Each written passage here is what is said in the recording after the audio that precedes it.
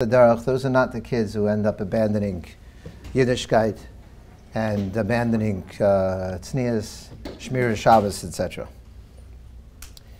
I want to give you a story about a very typical type of situation where it's almost to be expected that there are life challenges, the challenges that they went through. It'll be a miracle if they don't affect their Yidishkeit. So I want to tell you about Chaim. Chaim is a very special neshama. He's sensitive, he's soft, he's a deep child. He thinks about things in a very personal and a deep manner. He cares very much about what's happening. He cares why things are happening. He asks deep questions. He's the type of kid that when he hears something, a tzara that's going on in Klal Yisrael or something that happened to somebody else, he's the type of kid who takes a tillim to bed. He gets a bit upset about when there's unfairness to others. This Chaim has a predisposition to struggle if life gives him challenges. It's not because he's a bad kid. It's not because he's worse than the first child that we described. It's because he cares. It's because he cares too much. We raise our kids. What's the first words we tell our children? What do we tell them? The first thing we tell them when they start talking. We tell them, Taritzi v'lanu Moshe. We tell them the first thing when they start talking, we want them to know what it feels like to be a Yid. We have the Torah. This is our Messiah. What's the first thing they do when they wake up from the first time that they can remember? They wash Negelwasser and they say Moidani. What's the last thing they do when they go to bed? They say Kriya Shema.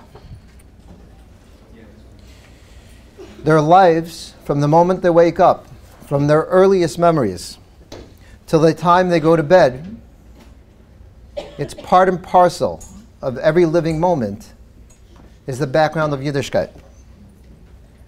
Highlights of family life. Shabbosim and Yom Tovim. It's when we sit around together as a family. What do? We sing Zmiris. We talk Divrei Torah. We talk about the Parsha. We talk about all sorts of Nisim and Neflos that happened to Klal Yisrael. Yidishkeit is part and parcel about when you're growing up in a frum family, how you feel about yourself and your relationship with life. It's one of the deepest things that you'll ever have a connection to in life.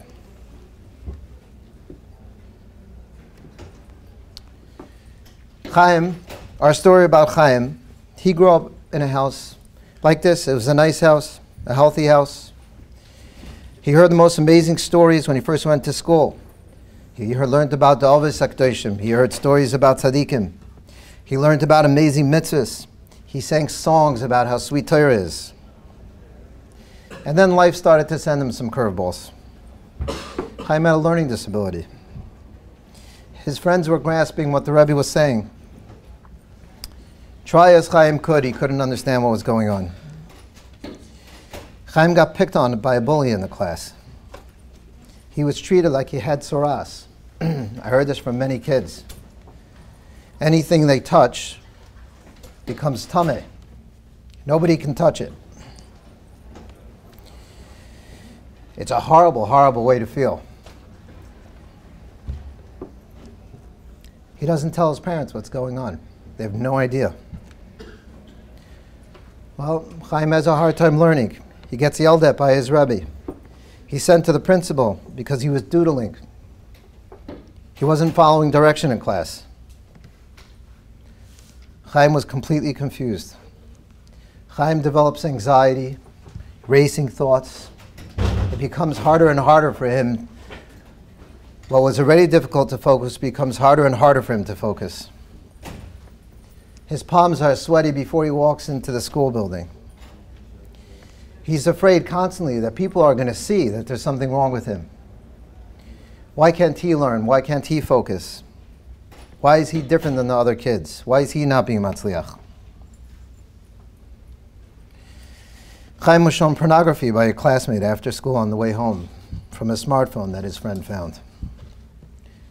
If Chaim had all of these things, it would be a miracle if Chaim wouldn't go off the derech. Any one of these things are enough to completely shut Chaim down. And I've only said some of them. Chaim, he's got this deep sensitive neshama. What does he do? He davens to Hashem. He pours his heart out when he goes to sleep at night. He begs Hashem to make life easier. All he wanted to do was to learn like other kids. He wants to be happy. At some point, when life stops making sense, his whole Yidishkeit stops making sense. It becomes too painful. It becomes too painful to think of all his shortfallings in Yidishkeit.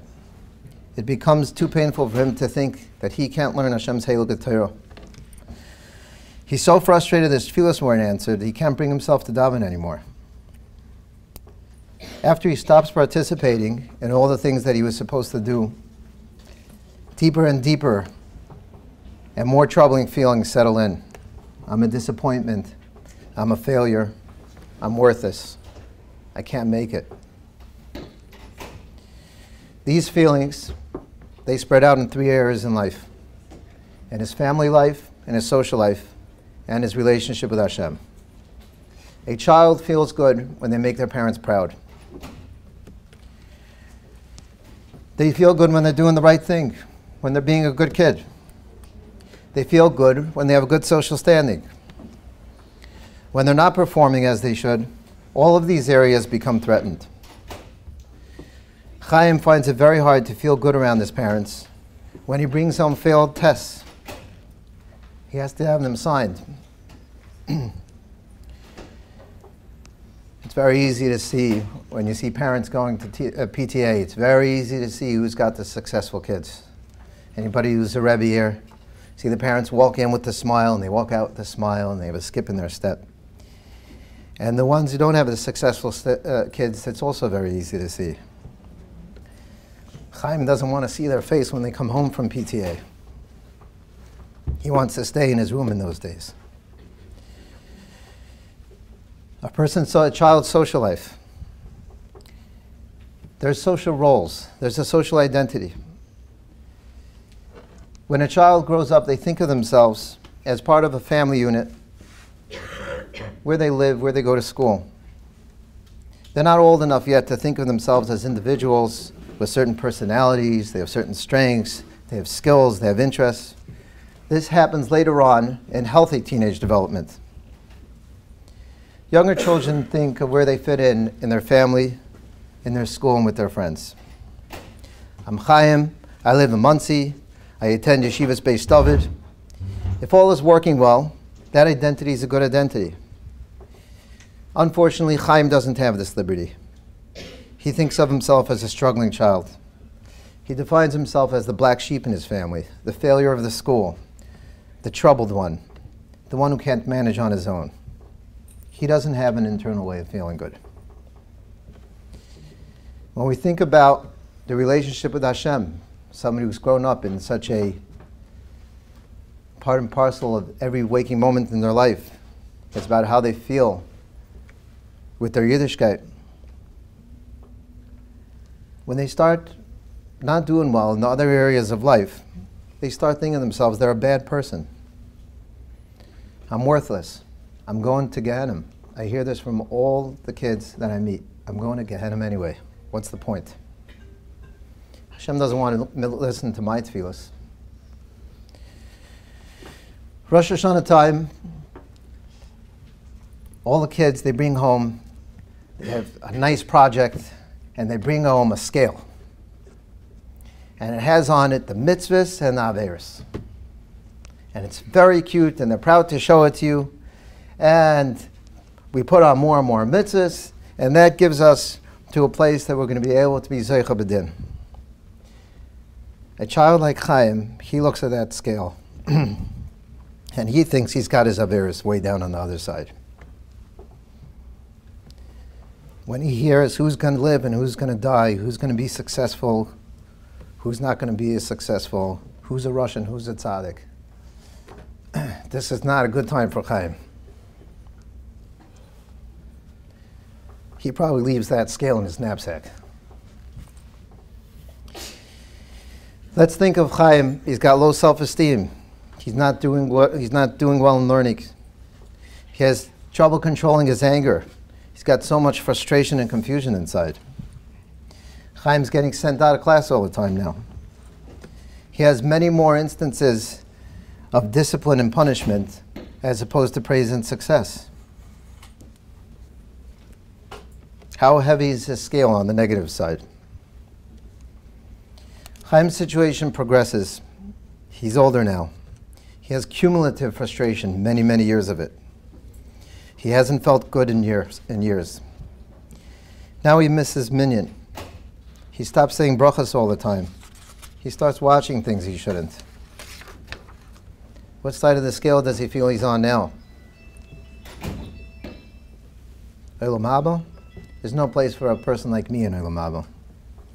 Rosh Hashanah is now the worst day of the year. Children think in a very black and white way. They don't know how to say, I'm a good person, I have some things that I need to work on. They think of themselves, I'm good or I'm bad. When they think of themselves as bad, a number of different things happen.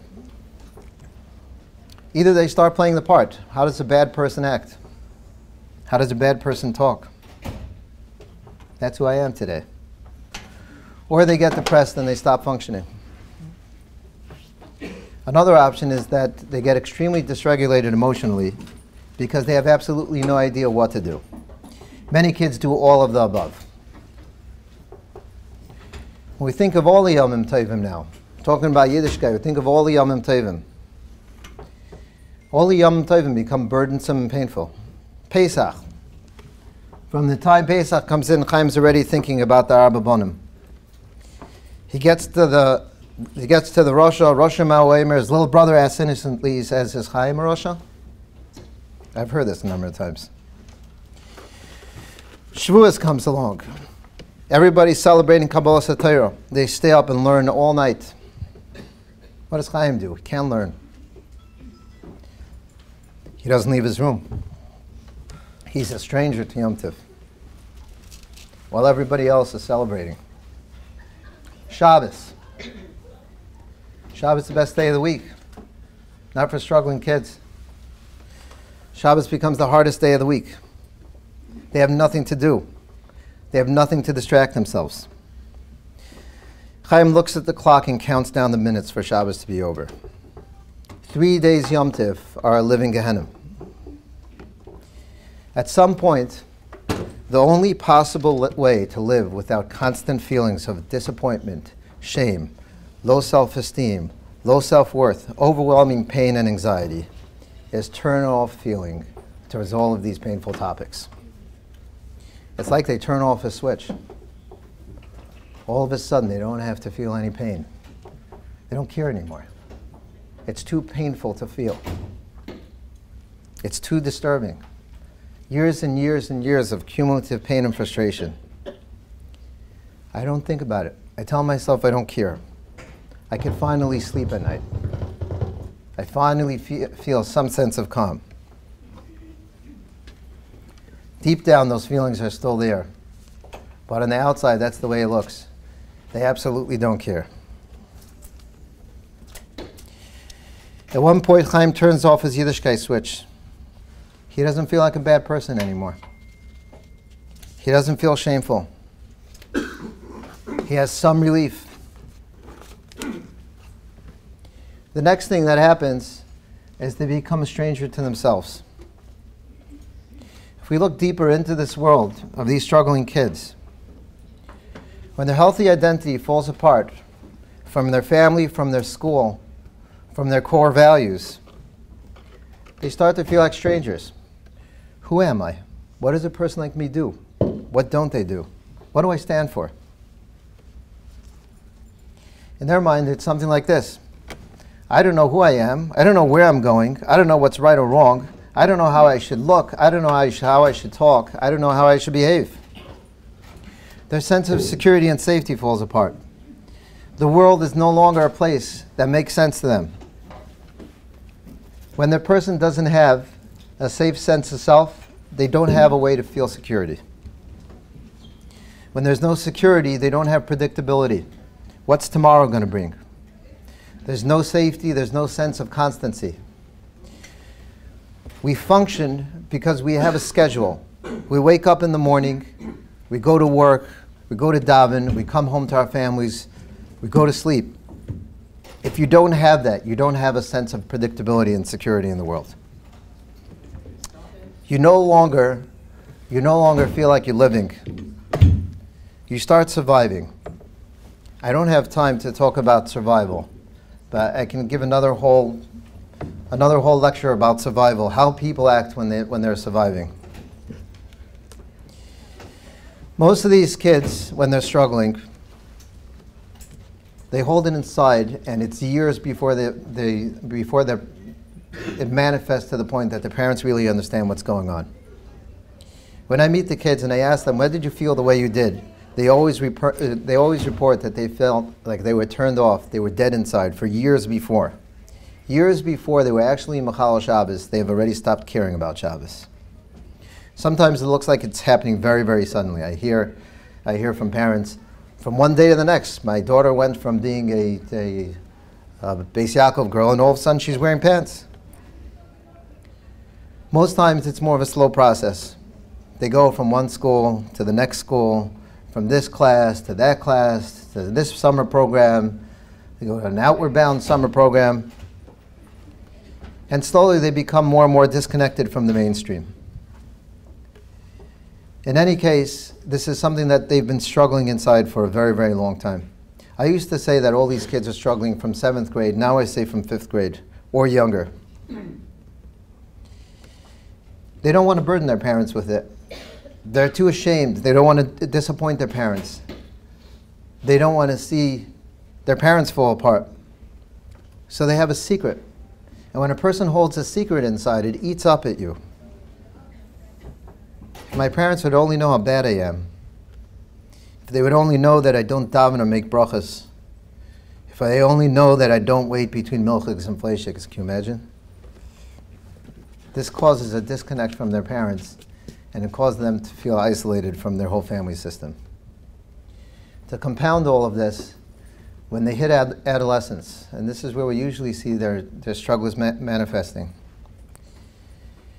what happens when they become bar bas mitzvah? They become mechuyev in mitzvahs. They're now responsible for everything they do.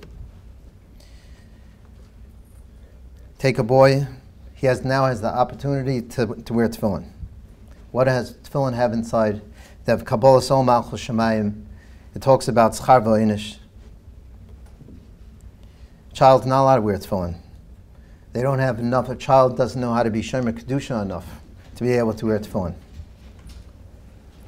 This happens at the exact same time that a teenager's hormones kick in, to the point the strongest level, their hormonal level will be the strongest and the highest than the rest of their lives. Troubles kids' minds will be in the wrong places a lot of the time. They're going to be listening to inappropriate things. They're going to be talking inappropriately to peers. They're going to be watching things that are inappropriate. Now let's think of sensitive Chaim. When he was younger, he looked at his father wearing his tefillin. His father looked majestic. He observed the glory his father had as he adorned his tefillin. He loved to wrap up his father's tefillin with care. He would kiss them and put them back in his father's tefillin bag. Now he has his own pair. He feels like an imposter wearing tefillin. He feels impure, like he's sullying the tefillin. He's bringing tumah to them. Yet he looked forward to putting on tefillin since he was a little child. What does he do? Well, he has this skill. He knows how to turn this feeling off. He knows how to turn all the shame and guilt off. So he turns the feelings off and he puts his tefillin on.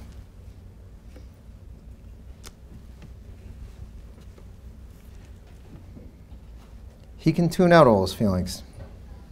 There still is, at the same time, he knows what the tefillin represents. There's a big heaviness as he puts on the tefillin.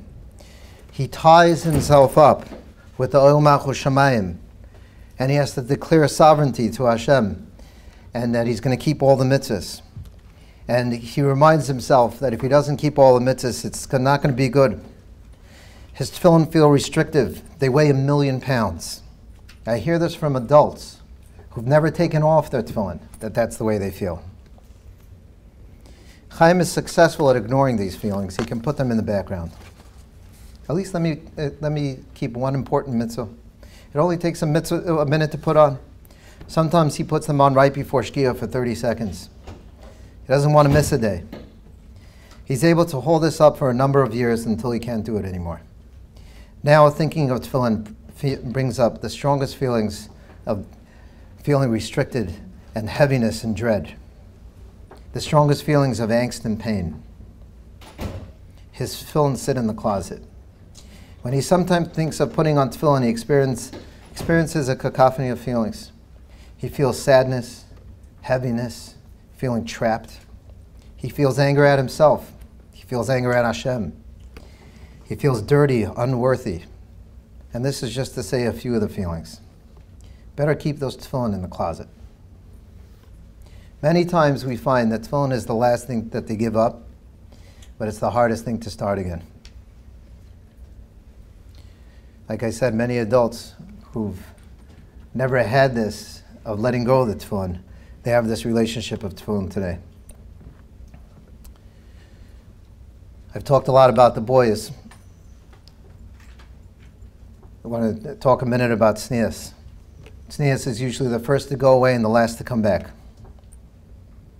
I'm going to take Chani. She grew up in Lakewood. She's similar to Chaim. She has a very sensitive neshama. She cares very much. She has a flair for style and she loves art. She heard from the time that she was a little girl how wonderful the Imayis, Sarah, Rivka, and Rachel and Leah were. She heard about the stories of Esther and Malka and about their tznius. She heard from her teachers about Kol Kvuda Bas Melech Pnima and the pride of what it means to be a princess, a Bas Yisrael. She yearned to be like them. She had similar challenges to Chaim. She didn't do well in school. She felt less and less part of the good crowd and felt worse and worse about herself. She eventually felt like a stranger to the pure, innocent depiction of what it meant to be a Bas Yisrael. She needs to do something different. It's not working. She needs a way to express herself. Chani finds that she can express her individuality in her hairstyle. She changes her hairstyle. She learned that when she dresses up or dresses down, people notice her. She gets attention. She's a somebody. Now when she's a teenager, she gets noticed by boys when she dresses. They give her compliments. Her peers look at her with admiration that she's found a way to express herself and be an individual. She's finally a somebody. She feels like she can invent a person in a way that's going to work for her. Chani thinks that she will try on different outfits and styles until she finds the one that feels comfortable and fits right for her. I'm eventually going to figure it out. In the meantime, I can enjoy the attention and the expression of dressing how I feel in the moment. I need to reclaim my life. I need to reclaim my body, which does not feel whole or pure. I will keep trying on new styles and expressions until it feels right. When Chani looks at her old Beis Yaakov uniform, she feels smothered. She feels repressed. That uniform is restrictive. It's plain. It's full of discomfort. It's full of pain. You're going to find many outfits in Chani's closet, outfits that she hasn't worn for years. You're not going to find her Beis Yaakov uniform. That's the last thing she's going to put on from her keep in her closet. Now, I've talked a lot about regular challenges that kids face. This is when we don't bring in a real trauma. This is without a real trauma. You take abuse, you take a real trauma that really sets a person off, traumatizes a brain that they can't function and they can't think. You could take whatever we've said and you could times it by 100.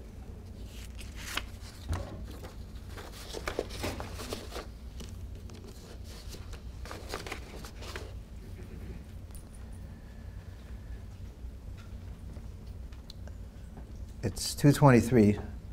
I hope I've given a little bit of insight into how growing up in a frum house and having challenges in the developmental years, how it affects the trouble with Yidishkeit.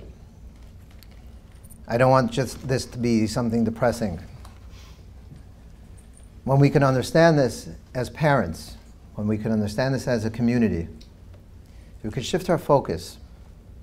We could shift our focus into how they can find a way of security, how they can find an identity, how they can find the way that they can feel good about themselves. Because if all we're seeing is them not keeping Shabbos, if all we're seeing is them not going to shul, if all we're seeing is how short their skirt is, all we're doing is compounding the problem.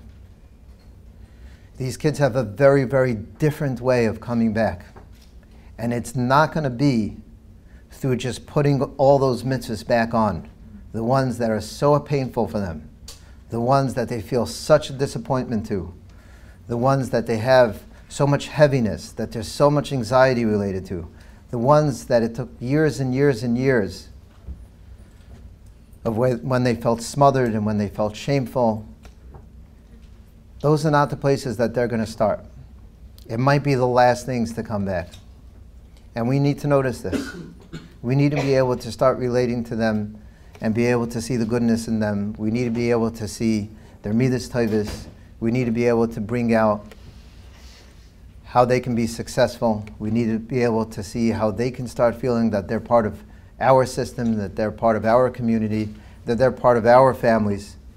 We need them to be able to rebuild in such a way that all these things that made them feel separate, that they can start coming back to. The reconnection will always be a very, very different reconnection than it will be with how it left. The first places that it could be where they can reconnect is with their families. That's the first places that it could be. And it'll only be if you can accept where they're at.